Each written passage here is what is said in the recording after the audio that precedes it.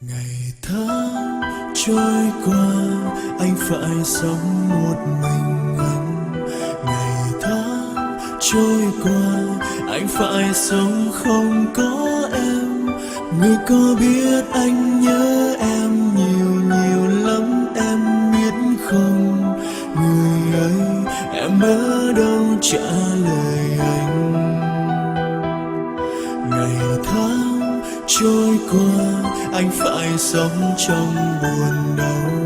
Ngày tháng trôi qua, anh phải sống trong nhớ thương.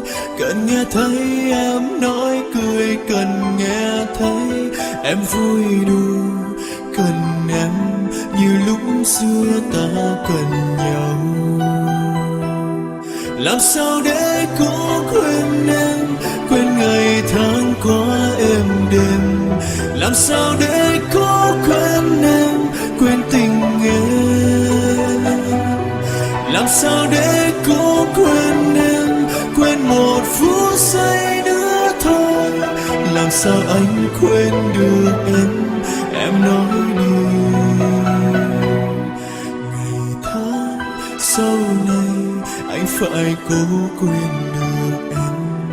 Ngày tháng sau này anh phải cố không nhớ em. Anh không biết anh sẽ làm được điều đó đến bao giờ. Thật ra anh sẽ không quên được em.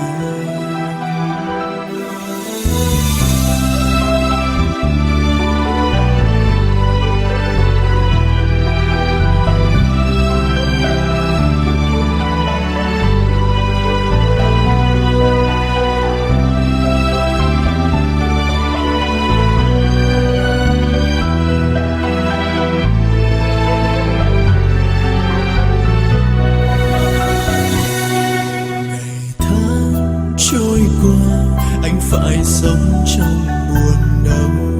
Ngày tháng trôi qua, anh phải sống trong nhớ thương. Cần nghe thấy em nói cười, cần nghe thấy em vui đùa, cần em như lúc xưa đã cần nhau. Làm sao để cố quên em, quên ngày tháng qua em đêm. Làm sao để cố quên em, quên tình em. Làm sao để cố quên em, quên một phút giây nữa thôi. Làm sao anh quên được em nói đi. Làm sao để cố quên em, quên ngày tháng qua em đêm. Làm sao để cố quên em, quên tình em.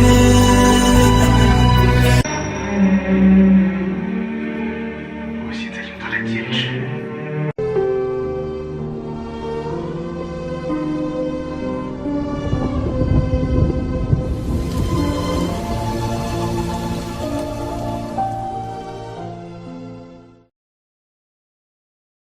Làm sao để cố quên em, quên một phút giây nữa thôi.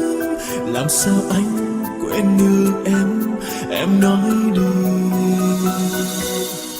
Ngày tháng sau này anh phải cố quên được em. Ngày tháng sau này anh phải cố không nhớ em. Anh không biết anh sẽ làm được điều đó đến bao giờ.